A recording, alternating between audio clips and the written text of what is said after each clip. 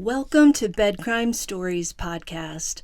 I'm your host, T, and if true crime is your jam and like me, you enjoy delving into unsolved cases, trying to figure out who done it, please consider subscribing.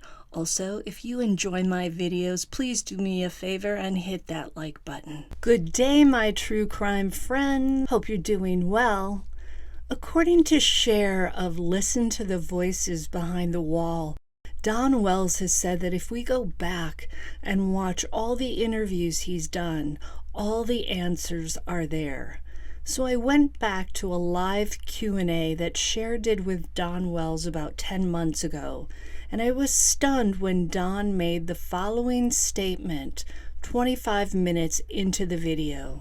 It just ain't the same. Yeah, it's not ever going to be the same. Did you hear Don say, it ain't the same? It's not ever going to be the same. I think this comment may be one of the answers Don was alluding to.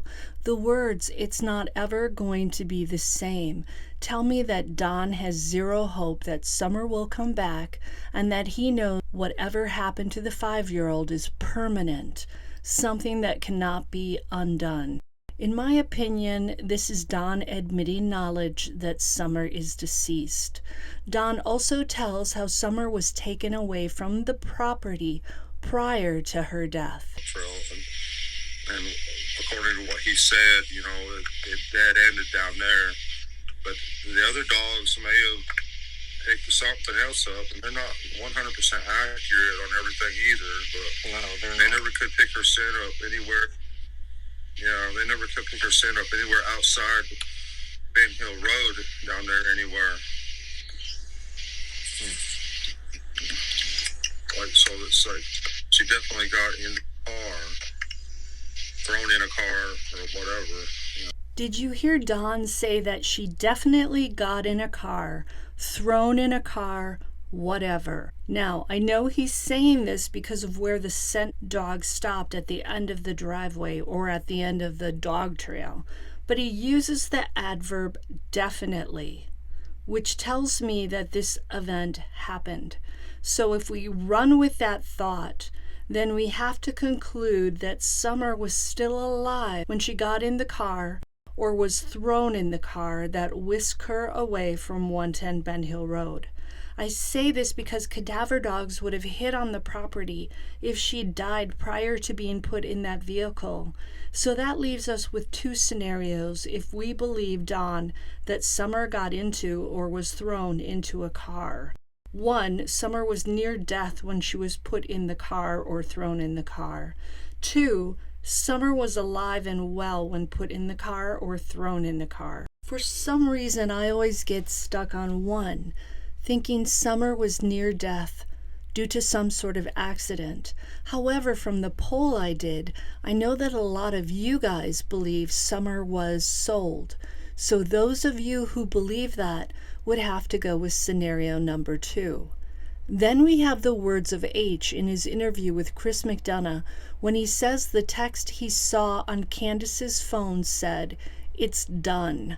Those words would work with both scenarios 1 and 2, meaning that someone came by and took Summer away from 110 Ben Hill Road, and either took her somewhere far away or took her somewhere to hide her body once she passed away. We have a puzzle we need to solve here, and we have some of the parts in my opinion. We have the what part, and that Summer is gone, and in my opinion, tragically gone, as in deceased. We also have the when part, June 15th, 2021, between 3:30 and 6:23 p.m.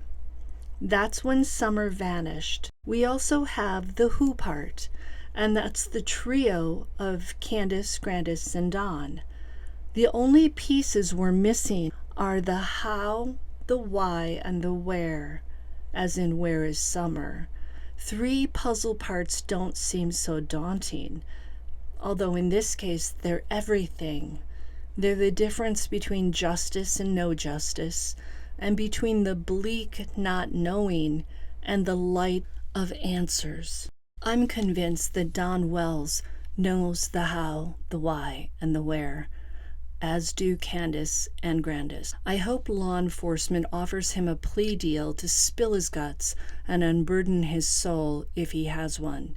Candus, since you can't be bothered to attend a vigil for Summer or to put out a statement about her, you can fend for yourself. I hope Don throws you under the bus. You've been lying since day one when you avoided speaking to the police who came out to 110 Ben Hill Road because you said Summer was missing, and they came out with searchers and helicopters to help you look for her. Despite them showing up to help you, you avoided talking to them. Why? You let them use their time to search. You let them spend money on bringing out helicopters. You watched as volunteers tracked through terrain that you said yourself you wouldn't walk in because you're afraid of the wildlife. They did that for you because you said you couldn't find some, and yet you did not weep with joy that they showed up multiple times to help you look for your daughter. Why? You wanted the person in the alleged red truck to show up and explain themselves. Well, I would like to ask the same of you. Show up and explain yourself. Explain why you didn't want to talk to the cops on June 15th. Explain why you never went out searching beyond your property for your daughter. Explain why you ran away from Dr. Phil and the behavior panel guys who only wanted to help. Although I think Dr. Phil also wanted to get some ratings. You, Candus, are as pathetic as Brian Laundrie's parents, who did nothing kind or caring to assist Gabby Petito's parents when they were frantic with worry.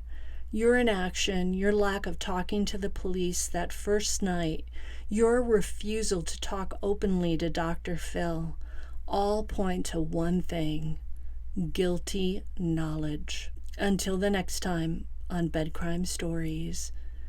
Hey, do me a favor. Smash that like button. Leave me a comment. Subscribe to my channel. And hey, if you want to support the channel, you can now do so in the comments.